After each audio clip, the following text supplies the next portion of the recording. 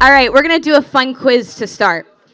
I'm going to give you guys some time frames, and I want you to tell me how old you think Sports Illustrated is. So raise your hand if you think Sports Illustrated is 100 years old. Raise your hand if you think Sports Illustrated is 70 years old. All right, we got a few hands. Raise your hand if you think Sports Illustrated is 40 years old. Okay, most hands here. 20 years old? Bunch of hands.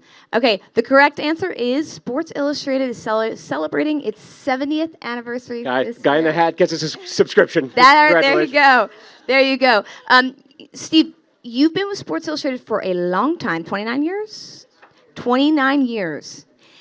In that time, how has its coverage of female athletes and women's sports changed? Do you think it's been a dramatic difference? How have you seen it in your time there?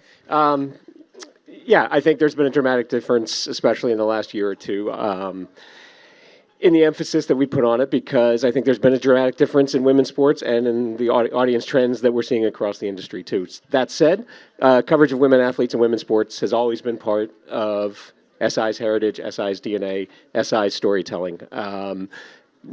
Two of our earliest covers in the first year that SI was around in 1954 and 1955 were women Olympic athletes, a skier and a figure skater.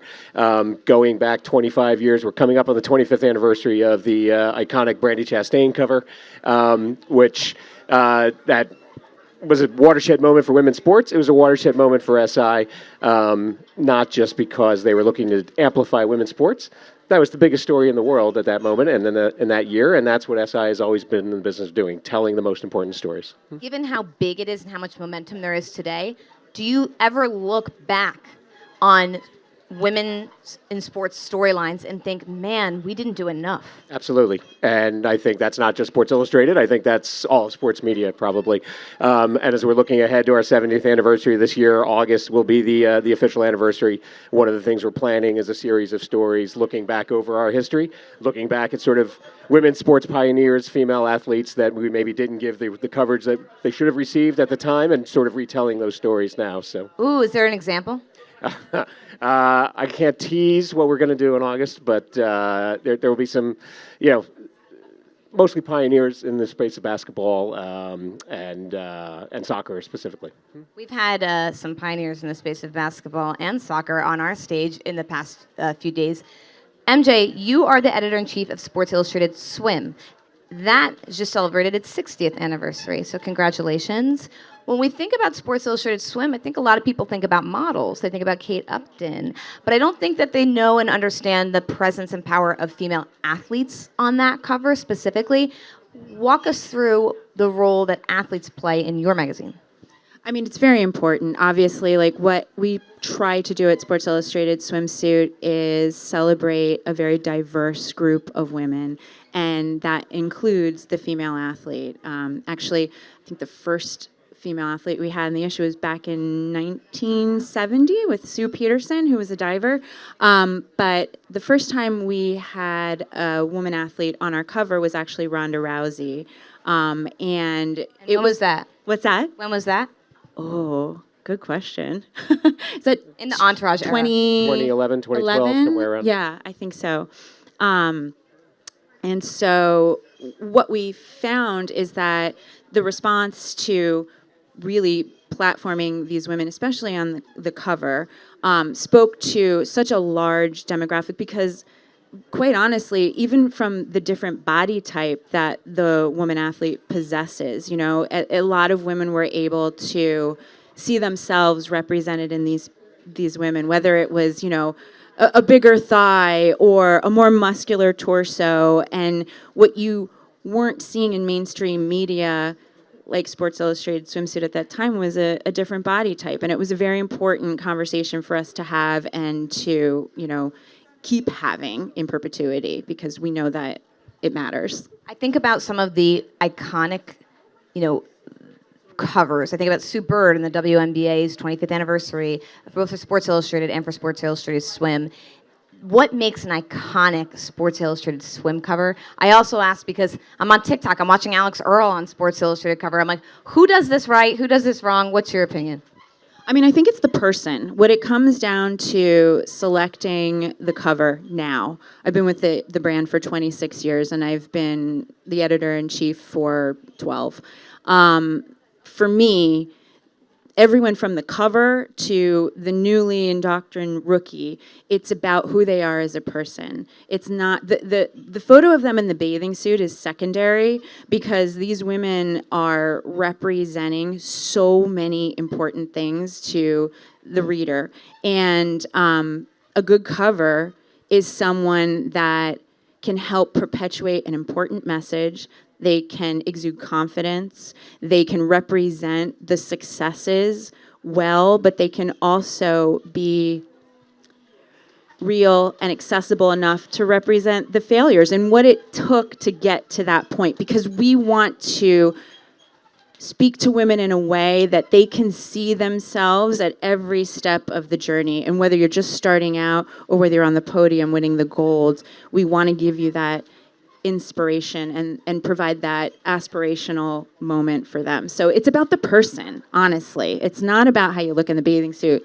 It's not about what your body type looks like or what it is. It's who you stand as in the moment and today. Have we ever had a female athlete be on the cover of both Sports Illustrated and Sports Illustrated Swim? Megan Alex- Rapinoe, Alex Morgan. Alex Morgan. Soccer stars sweeping. Yeah. Sue Bird. Sue Bird. Sue Bird, yeah. Sue Bird, who has been with us here. She's a partner at Deep Blue Sport and Entertainment.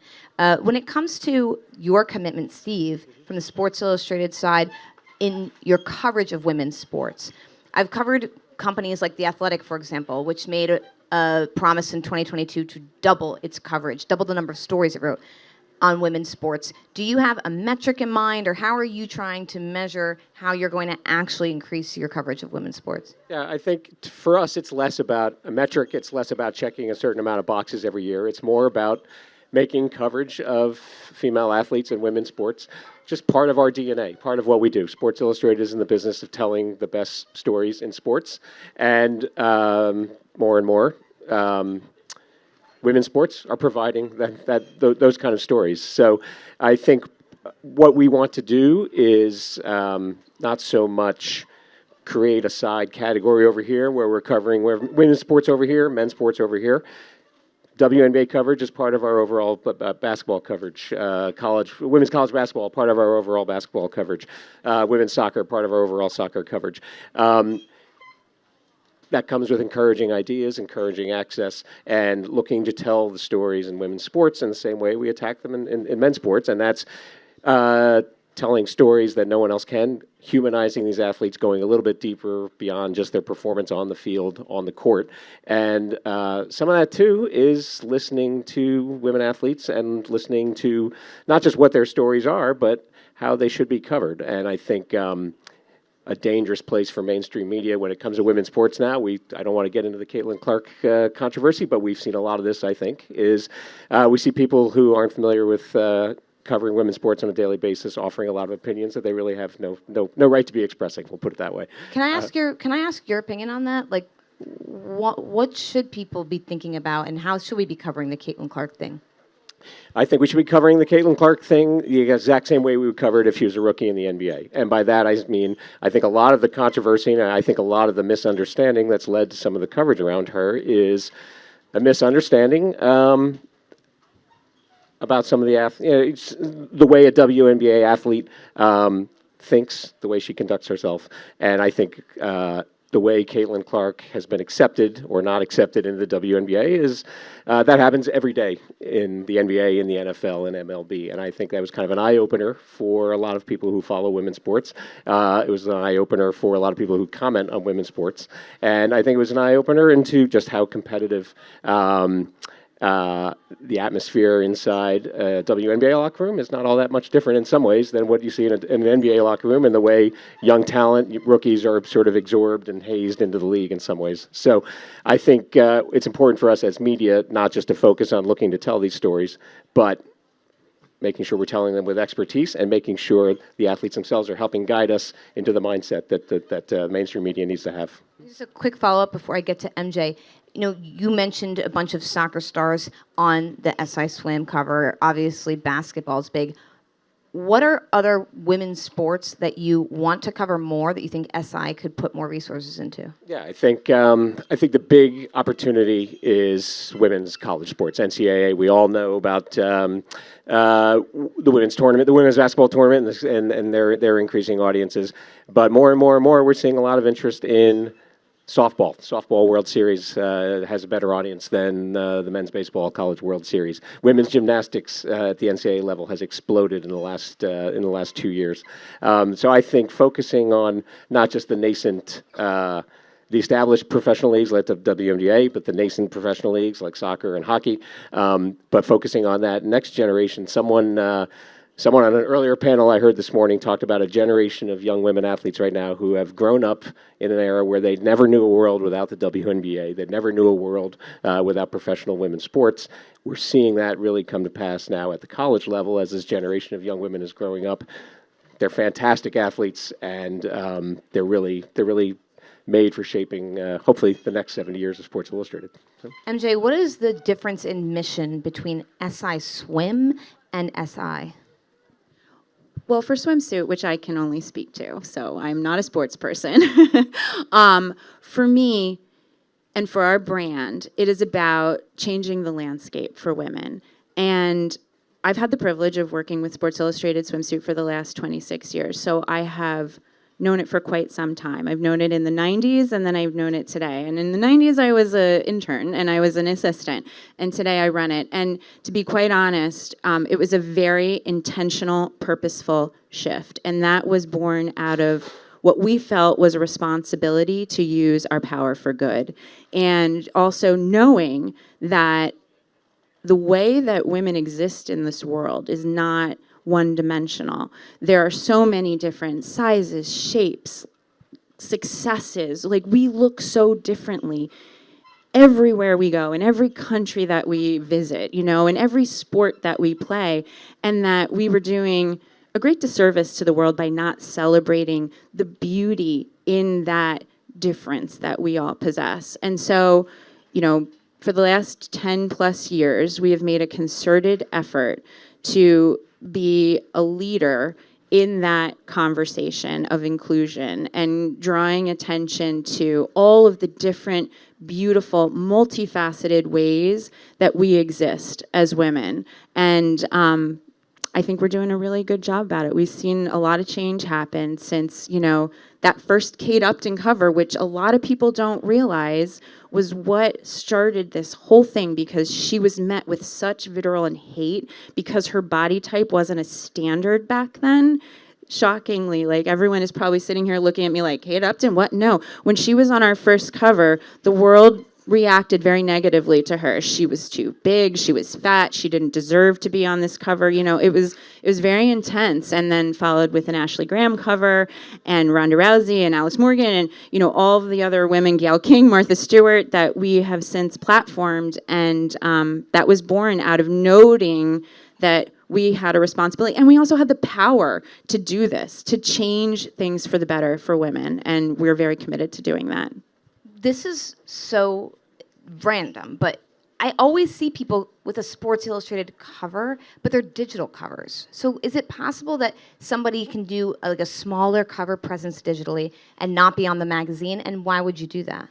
So just this month, we have launched our inaugural digital cover with Alex Earle. That's why I'm thinking about on the cover. Yeah. And that is also born out of the hope that we can continue to platform different women, swim-adjacent women, we like to call it, that may not intuitively fit into that bucket that you may associate with who should be in Sports Illustrated Swimsuit or not. It's your academic, it's your influencers, it's more athletes, it's more models, it's women that possess the values that we want to platform, bring to the forefront of conversation, and help elevate their brand and conversation. And we know that we have the power and the capability to do that, and that's what we're hoping to do with these additional digital covers. But it's only been one so far, and it's been Alex. And how often are you going to start doing the digital covers?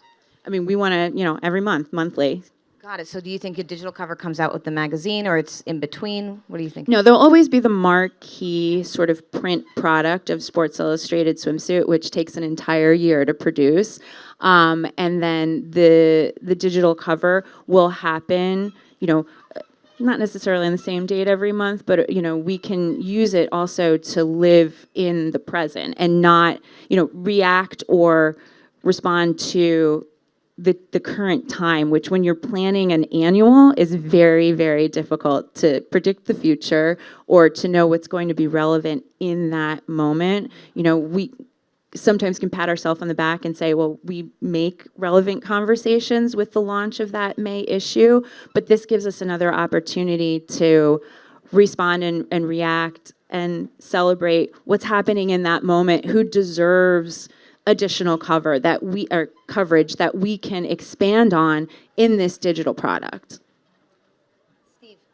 Steve, when we think about Sports Illustrated's commitment to covering women's sports, one of the things you told me in an interview recently was that you're trying to make sure your writers are not just writers. Like, they're doing things on podcasts, they're doing things on video. Can you anticipate launching any new products specifically to women's sports, whether that could be a podcast or a newsletter or something like that? Yeah, I think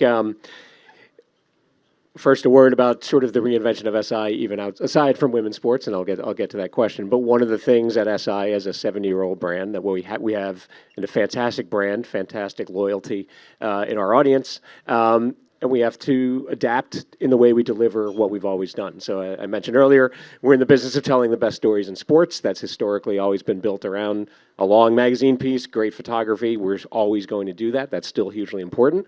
But now it's about adapting to where audiences are right now. And that's on audio, that's on podcast, that's on video. That's building a stronger newsletter business. That's building a stronger direct connection with the audience that we know really loves our content. So yes, part of that is not just a new delivery system of our content. It's focusing on content areas. We have to follow where the audiences are adapting as well. And I think historically SI, especially in recent years, has been very focused on NFL, college football, mainstream sports that help build mainstream scale. And I think we're seeing a lot of audience shifts. And what I would love to see SI become is in some ways get back to its roots as the home of really in-depth, high-quality coverage of, I don't want to call them niche sports, but things that are not the NFL and college football. Soccer, hockey, women's sports in particular. So yeah, I think in the future you're going to see more female-focused video series from SI, possibly a women's sports podcast, not focused on women's sports in general, but something focused on the WNBA specifically, let's say, the same way we have an NBA podcast right now. So I'm excited for where, what the next, forget the next 70 years, what the next 1 year and the next 5 years, especially in our new home, Minute Media. I'm excited for the way we can reinvigorate this brand and the focus on women's sports. There absolutely has to be a huge part of that. I'm glad that you brought up Minute Media because we have just a minute left. You went through a really difficult time when your publishing rights transitioned out from the Arena Group into Minute Media. Most of your editorial staff is laid off. You have now hired most of them back. How do you feel now that you've landed in a home permanently and that drama is behind you? It's good light. You can't see all the gray hair that I've gotten in the last 6 months. I feel really, really good. It was a difficult time. Our transition was difficult at times. We are through that. We have found a fantastic home in Minute Media, and it's a home that is committed to all the things I just said, dedicated to rebuilding this brand, not rebuilding it, building it into a modern version of what it's always been. Minute Media couldn't be a better home for us, and we're the transition. Now that's behind us. Now it's time to focus on the good stuff. Is that how you feel? It is, and I can expound on that greatly because I've said this to the team here that's here, and I've said this internally as well. I've never in my career been with an executive leadership team that values what we are doing as a brand for women the way that the Minute Media team does. The culture there is so aligned with what we feel is important and what we want to see done that I can only imagine what the future is going to hold because these are people that share the same hopes and dreams that we do for women and for all sports, but really for women. And I as a woman, it's such a shame that I'm saying this to you right now, but it's the truth, and it's really important to have support and backing by, your team that's overseeing you, and I'm really excited. It's amazing. If you're not familiar with Minute Media, they own Fansided and Players Tribune and a bunch of tech. The big takeaway for me thinking about this conversation about women's sports is that it actually has it's been a sort of gradual increase over time. I mean, you said that, MJ, on the swim side, it's really been a 10-year transition. And Steve, you were talking about some covers that stood out to you. I mean, the 1954 and 1955 covers, the 1970 Sue Peterson cover, it's ramping up now, but it's always existed. When we talk about what the mainstream media is doing to cover women's sports now and how you reflect on SI's history, you acknowledge that you didn't do enough. And I think that's an important first step. So kudos to SI. We talked about what it means to be a woman on the Sports Illustrated swim cover. And MJ said it's really about the person, not the photo. And the confidence is what dictates how well, oftentimes, that magazine will do. Making coverage of women athletes part of your DNA was a very interesting comment from Steve, because we had a conversation with Rich Kleiman from the boardroom. And I said, why don't you have boardroom W? He said, no, because we value women's sports the same as men's. It's just coverage, and it sounds like that is the direction that you all are taking as well. When we talk about what are the women's sports focus that Sports Illustrated is going to cover, you said definitely college sports, and then things like softball, things like hockey. I did not know that college softball World Series had better ratings than the men's baseball World Series. That is an incredible stat. MJ, both of you, 29 years with the brand, 26 years with the brand. MJ, intern to editor-in-chief. A round of applause for that, by the way. That's dedication. Kate Upton started a movement, and since then, Ashley Graham, Ronda Rousey, Gayle King, Martha Stewart. I mean, this is really an evolution in the brand. The inaugural digital cover with Alex Earl is going to allow you to do more cadence with these covers, and that's really important because you can be timely. We will keep our eyes and ears open out for a WNBA podcast, and congratulations on the successful transition of your brand. I'm happy to hear that SI was able to hire most of those laid-off employees back, and that you all feel really happy with that home. Steve Canella, MJ Day, thank you so much. Thank you. Thank you.